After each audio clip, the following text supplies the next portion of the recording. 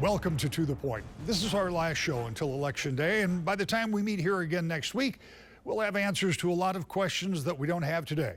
Who wins important races for Attorney General, Secretary of State? Which party controls the State House and State Senate? And at the national level, too. We'll also know by then who the next governor will be. Polls have consistently showed Governor Whitmer up, but they disagree by how much, and that matters. If the race is tight enough, the turnout, the vote efforts that both campaigns have been conducting across the state could make the difference for one of them. This morning, you'll hear one last time from the two major party candidates on issues that they will have to deal with if they're successful. We spoke first to the Democratic candidate, Governor Gretchen Whitmer. When you make a run for governor, there are so many things that you want to do. And we've talked about before, I've asked that question that reporters ask, what's the one thing? And there is no one thing. But could you give me 5 of your top priorities, the things you want to work on first if you're reelected? Absolutely. So first and foremost, I want to make sure everything we do is geared toward making Michigan a top 10 state in literacy. That's got to be our unified goal. And that's what all the foundational work we've done in terms of record investments is really geared toward. Second, I want to keep stealing headquarters and growing investment in Michigan. You know, being here in Grand Rapids, talking about Goshen in Big Rapids, Perigo moving their headquarters here from Florida in the middle of the pandemic. I mean, there's a lot of good stuff happening, but we got to throw our foot on the accelerator. I want to do more semiconductor manufacturing and build out future generation jobs so that we've got opportunities for Michiganders for generations. Continuing our work around the roads, no shock there, but I think we've made progress. We got more to do, and that's another important aspect. To grow our population. I think that this is a strategic necessity for our state, but doing it in a thoughtful way, recognizing the whole world's going to be envious of these Great Lakes and fresh water. We've got to be great managers of that. So I think that would be on the top 5 too. On the theme of education, you and the legislature have provided more funding than has ever been seen in the state of Michigan before. But we know it's going to take some time. There are 2 problems. One is long-term problems with testing, reading scores, etc. And the pandemic certainly didn't help any of us, and it certainly hurt our kids in terms of education and just their mental state. Yep. What more can you do? Money is good, but what more can you do to guarantee that every child in Michigan gets world-class education and an equal shot at success? Well, we have expanded access to literacy coaches. We've tripled them. We've expanded access to tutoring. I would like individualized tutors. That's what I proposed. Legislature didn't embrace it yet, but I'm not done trying to get this done because I think understanding that every child has a unique set of opportunities and challenges and being able to address them with individualized tutoring, I think is going to be really important. We've made these huge investments. I just signed a scholarship bill a couple weeks ago. 75% of the class of 2023 is going to have some resources to defray the cost of higher education or community college. These are great things. These are tools so that we can help get kids on the path for long-term success. But it begins with literacy, and that's why long overdue investment is the first part of it, but staying focused and tethered to how do we get our kids reading by 3rd grade so that they can ultimately be successful. Within that education bill, there's money for school safety, but there is always a disconnect between you and your opponent, and perhaps even the legislature, about what school safety looks like. What can you do? What can you build a coalition for within state government to make sure that every child is safe in the classroom? Well, it depends on who's there in the legislature, right? I mean, as always, I've been trying to get some common sense gun safety measures done, secure storage, background checks, red flag laws. You cannot responsibly have a conversation about crime generally without talking about guns. We need more cops and we need less guns. And doing one without doing the other isn't going to solve the problem. And that's why we've got to have practical solutions that are based on what's been proven to work. These are policies that could keep our kids safer, but also keep our communities safer, because we know gun violence is the biggest threat to kids in America. It also is not limited to schools. You talk about fixing the roads a lot, and you bonded money, and a lot of projects have been seen all over the state. Federal government passed a big infrastructure plan that will help continue that effort. Still, there is not a continual source of money because road repair never quits. It's going to go on for forever, well past the time that you and I are talking about this process. What should road funding in Michigan look like, understanding that the gas tax is going to become a diminishing revenue source if electric vehicles take off the way it appears they are going to? That's right. So we are leading the transition from internal combustion engine to EV. We're building those vehicles here. We need to make sure that the average consumer can participate in that. And when they do, that they've got the infrastructure to be able to do it. We also know that as we need to continuously rebuild roads and bridges across the state, it's never done. And so as consumers are making the transition, so too does our funding system.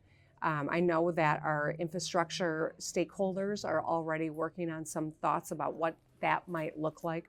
No state has figured this out yet. Oregon has got a pilot program where they are assessing miles traveled. That is one potential way of doing it. A lot of states have robust toll roads. That is another way of doing it. It's a little more challenging for us as a peninsula state, but I think that these are different potential solutions to the long-term problem. But I don't think it should be designed by one person. And that's why as soon as we get past this election, I want to work with our transportation stakeholders.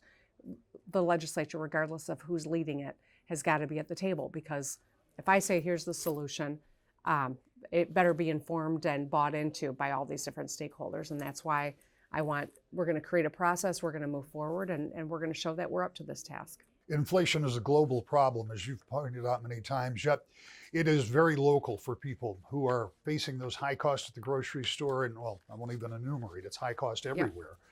There are some ways that a governor with the legislature could use some of the state's substantial revenues, because it's been a good year for collecting taxes.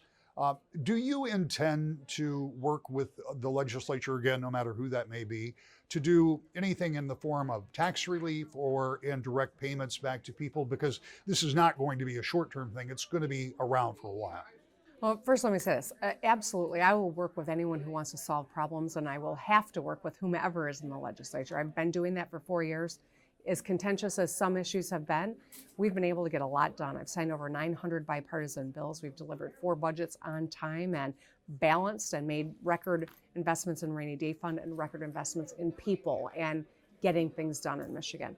So as I think about what we are still capable of, I have proposed a pause on the sales tax for gas. I have proposed eliminating the retirement tax, and I have proposed tripling the earned income tax credit. All those proposals are sitting in front of the legislature. That would put money in people's pockets, and we could get it done.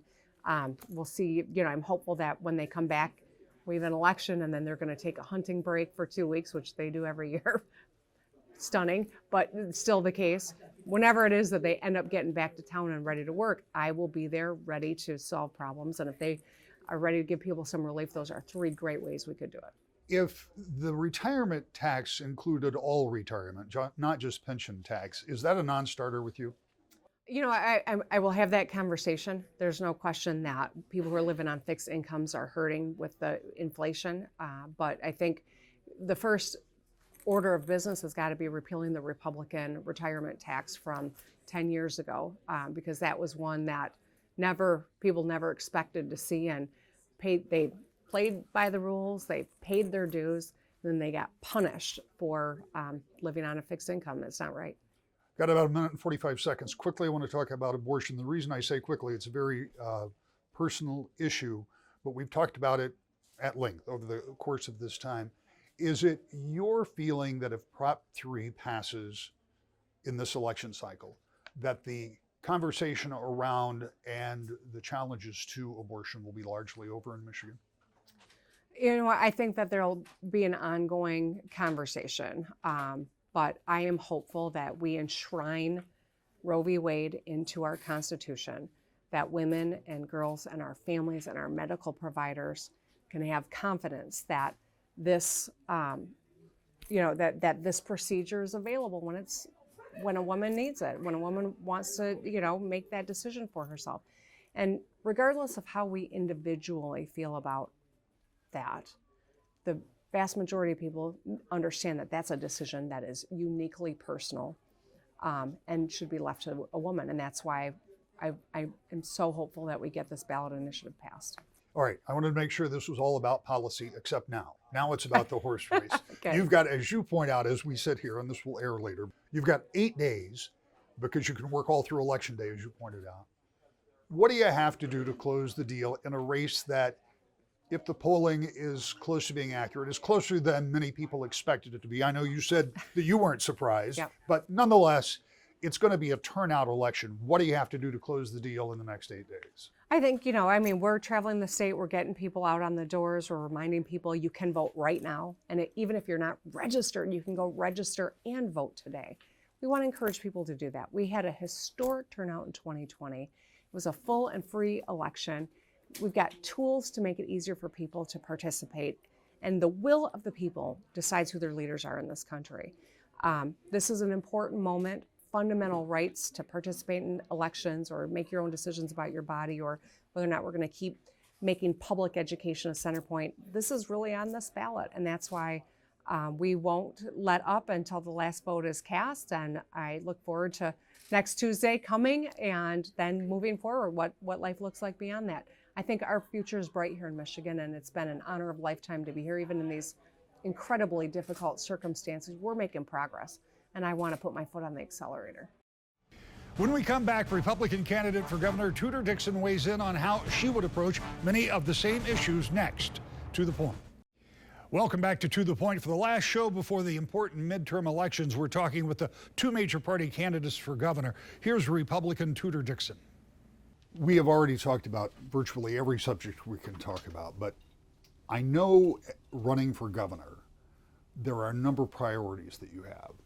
Can you give me 5 things that you want to work on, that you want to focus on if you are elected governor?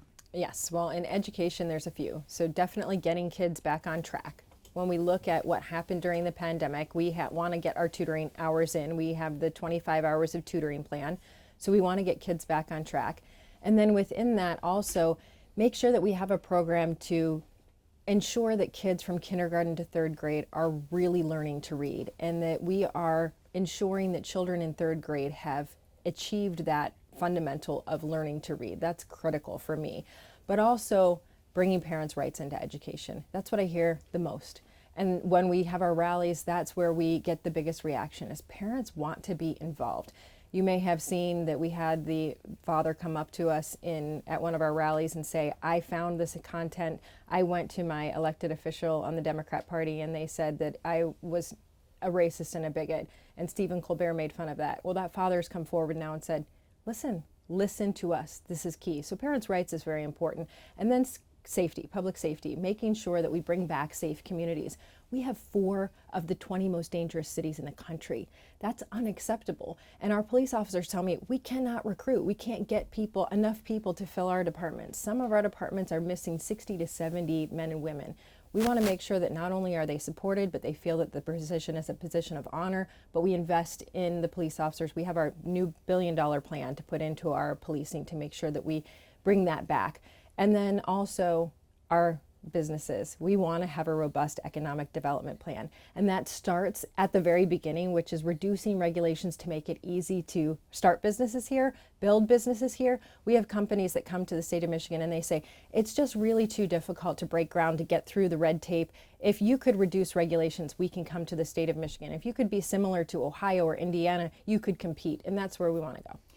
We talked a little bit about education in your priorities, but in specific, how would you approach education? Understanding that this governor and this legislature have indeed made a big economic dedication to education, the largest ever school aid fund and equalized per pupil funding, which is something that had been promised for almost 30 years. What would you like to do in addition to or changing that? Well, I really want to focus on the students. You'll see that the governor had the teachers union bosses in for her first rally to celebrate the adults. Garland Gilchrist said that he believes that a good education starts with taking care of the adults. Just yesterday, she was campaigning with people that were holding up MEA for Whitmer signs. We're talking about the students, not the unions. So first and foremost, I want to fund the students. And when I talk about parents' rights in education, we already had the legislature come out and say, we want education freedom. That's what we want to pass in the state of Michigan because we have too many kids trapped in schools that aren't right for them. Parents want to have the option to move those students, and that's where we're going to start to focus on funding students, not systems. During our debate, there came a moment when you and the governor talked about school safety, and you have very different ideas about that.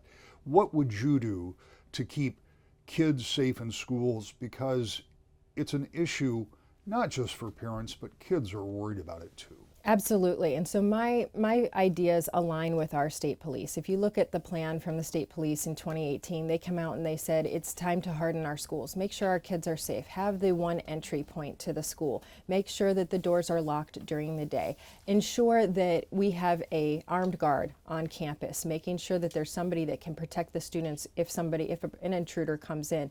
And also there's a whole nother mental health aspect to this, to make sure that when a student is showing signs of potentially harming themselves or someone else, if they go into the office, then they can be escorted off campus that day. And then there can be, you have to go and get this help, or you can't come back to the school. We cannot put other students at risk. If this 2018 plan had been implemented, then we may have seen a very different outcome in Oxford. But I noticed that the governor's plan, when she talked about this, she said, she doesn't believe in having anybody protect the students in the school. She doesn't believe in having any type of a weapon in the school, but she's protected by weapons. So I wonder why it's good for her and not for the students. Switching gears to the roads, the governor campaigned 4 years ago on fixing the roads, and in fairness, she bonded money and has put more money into roads, but there is no long-term fix.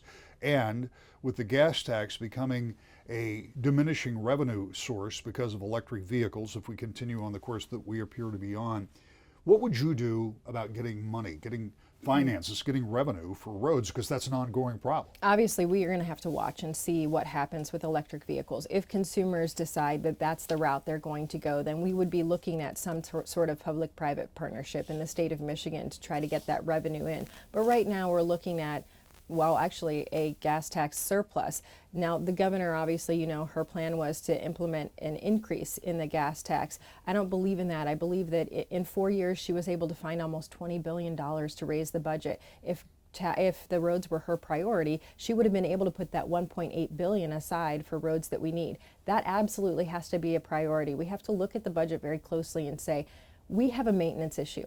When you have a business, if you have to have maintenance, you have to have that money put aside. This has not been the mindset of state government in Lansing. It has to be the mindset. These are the fundamentals of government. We have to make sure we fund public safety. We have to make sure we fund education, and we have to make sure we fund infrastructure. And ultimately, all of those three things lead to economic development. Everybody feels inflation. You feel it, families feel it, governors can't fix it, the president can't fix it, but in the state of Michigan, there are some tools that could be used to give relief to some of the folks in the state. If you were governor, what would you do, given the fact that there's a surplus in the state treasury, and given the fact that people are paying more for virtually everything? What would you do if you were governor to try to help folks? Well, we know that the bipartisan legislature already passed a reduction in the personal income tax. They actually passed 2 different reductions, and that was vetoed by the governor. That needs to immediately be implemented so that people can feel that relief. She has mocked my plan to reduce and remove the personal income tax over an 8 to 10 year period. But our most successful states, the 9 states that don't have an income tax, they have figured out a way to work that out. And I believe that we can do the same in Michigan. There's also the option of a child tax credit. Our legislature worked together, Republicans and Democrats, to determine how they can have a child tax credit within the budget. That's something she line item vetoed as well. For me, I believe it's very important that we take those moments where the legislature says we can give this money back to the people, and we give it back. Now, in moments where we see high gas prices like we're seeing now, going into the holidays, having gas prices raise even higher, we could be giving this gas tax holiday that was also passed by the legislature. Unfortunately, Democrats in the Senate said they didn't want it to take immediate effect, so it would have been pushed out to 23. Then that's the excuse Gretchen Whitmer is using for why she line item vetoed that as well. But I believe that that's important right now. Let's talk a little bit about one of the issues where you and the governor disagree, I think, most stridently, and that's with abortion. We know that Proposal 3 is on the ballot. You said during the debate, if Proposal 3 passes and you're elected governor, that you will agree with the will of the people. But regardless of what happens with Proposal 3, does that end the conversation about abortion in Michigan? Well, it's not just Proposal 3. You have a judge that's already made a ruling in this case. And so similar to Roe v. Wade, the judge has come out and said, our Constitution says you cannot have a ban on abortion. So if you come out of the election and Proposal 3 doesn't pass, there still will be no ban on abortion in the state of Michigan. I would love to see that if this goes to the Supreme Court, I've been told that it will likely be upheld, that there will be no ban, but I would love to see that we are going to at least require the person to have a medical degree. We're not going to say there's no legal recourse if the person botches the abortion or hurts the woman, and that we would say we are going to re-implement parental consent if a minor wants to get an abortion, which we've had for years in the state of Michigan. And that's my hope for what comes out of this legal ruling from the courts. We are almost at the end of what I suspect is our last long-form interview in this election cycle, and I, as always, appreciate your time. But I want to ask you the same question I asked you earlier in the week, but with a little more urgency, because time is short. We're less than a week now. We know that the polling numbers, and I was discussing this earlier with some of your folks, the polling numbers have been erratic. They have closed since the debate, but they're still pretty erratic out there. What do you have to do in the next few days to make sure that you leave everything on the field in this race? Everything. We have to make sure we're talking to folks like you. We have to make sure that we're up on the air with commercials. We have to make sure we're talking to radio. And as you see, we're in our bus right now. So we're going to be all over the state. We're going to have rallies all over the state. We're still having meetings where we're having listening sessions with folks. I want to make sure that I have the message correct so that on November 8th, when folks go out and vote and they choose to have a new choice in state government, that I know exactly what the people need when we get in there on the 9th. Up next, a quick look at another important race we'll be watching closely. The 3rd congressional race has attracted a lot of attention. This open seat will be one that helps decide the balance of power in Washington. We talked to the 2 major party candidates about the race, first with Democrat Hillary Scholten. We feel so strong. People on the ground are so energized, fired up, ready for change. It's been 50 years since we sent a Democrat to represent this portion of West Michigan in Congress, and we've never had a woman represent us in Congress, which is just a really important point for a lot of people right now. I hear from people all the time that, the issues that matter to working moms, to women, are front of mind for them, from rising costs to protecting women's reproductive health care choices. We need someone who understands these issues, and I'll be a champion for them because the issues that matter to working families in West Michigan matter to me and my family too.